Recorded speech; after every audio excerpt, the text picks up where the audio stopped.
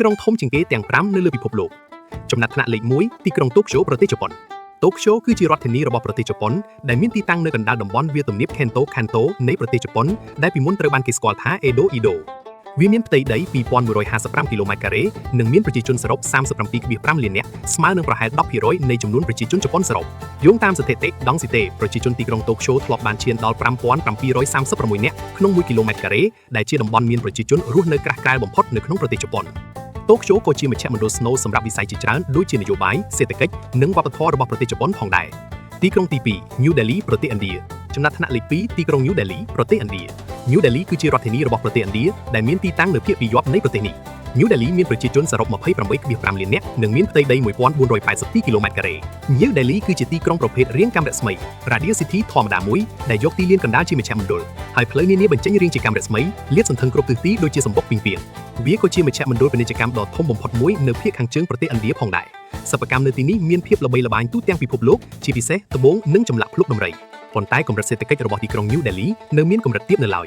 ទីក្រុងទី3សៀងហៃប្រទេសចិនចំណាត់ថ្នាក់លេខ3ទីក្រុងសៀងហៃប្រទេសចិន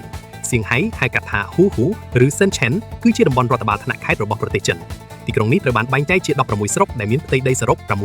6340.5 គីឡូម៉ែត្រចំនួនប្រជាជនអចិន្ត្រៃយ៍សរុបរបស់ទីក្រុងនេះគឺ 289,300 នាក់សៀងហៃមិនត្រឹមតែជាទីក្រុងប្រវត្តិសាស្ត្រនិងវប្បធម៌ជាតិប៉ុណ្ណោះទេថែមទាំងជាទីក្រុងពាណិជ្ជកម្មធំជាងគេរបស់ប្រទេសចិននិងជាមជ្ឈមណ្ឌលហិរញ្ញវត្ថុរបស់ចិនផងដែរ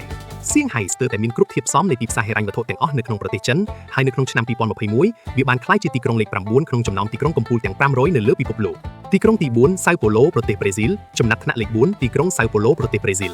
សៅប៉ូឡូមានទីតាំងនៅរដ្ឋសៅប៉ូឡូនៅភាគអាគ្នេយ៍នៃប្រទេសប្រេស៊ីលវាជារដ្ឋធានីនៃរដ្ឋសៅប៉ូឡូជាទីក្រុងធំបំផុតនៅក្នុងប្រទេសប្រេស៊ីលនិងជាទីក្រុងដែលធំជាងគេនិងអ៊ូអរជាងគេនៅអាមេរិកខាងត្បូង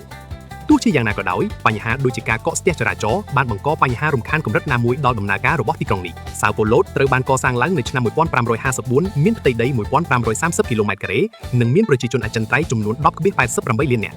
ក្នុងពេលជាមួយគ្នានេះដែរសៅប៉ូឡូគឺជាទីក្រុងធំទី3តាក់ទងនឹងទំហំនៃការដឹកជញ្ជូនតាមឧទ្ធម្ភាគចក្របន្ទាប់ពីទីក្រុងញូវយ៉កនិងតូក្យូនៅក្នុងចំណាត់ថ្នាក់ទីក្រុងពិភពលោកឆ្នាំ2012សៅប៉ូឡូជាប់ចំណាត់ថ្នាក់ទី33នៅលើពិភពលោកទីក្រុងទី5ទីក្រុងមិចស៊ិកប្រទេសមិចស៊ិកចំណាត់ថ្នាក់លេខ5ទីក្រុងមិចស៊ិក Mexico City ទីក្រុងមិចស៊ិកគឺជារដ្ឋធានីរបស់ប្រទេសមិចស៊ិកដែលមានទីតាំងនៅជ្រលងភ្នំនៃតំបន់ខ្ពង់រាបភាគកណ្ដាលនិងភាគខាងត្បូងនៃប្រទេសមិចស៊ិកជាមួយនឹងកម្ពស់ 2240 ម៉ែត្រពីនីវ៉ូសមុទ្រវាគឺជាតំបន់ទីប្រជុំជនដែលមានកម្ពស់ខ្ពស់ជាងគេបំផុតនៅលើពិភពលោក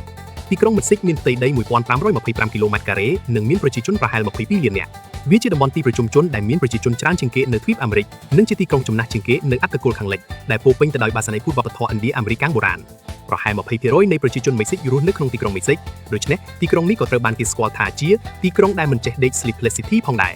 សូមអរគុណចំពោះការស្រឡាញ់រាប់អាន Subscribe ដើម្បីទទួលបានវីដេអូថ្មីៗបន្តទៀត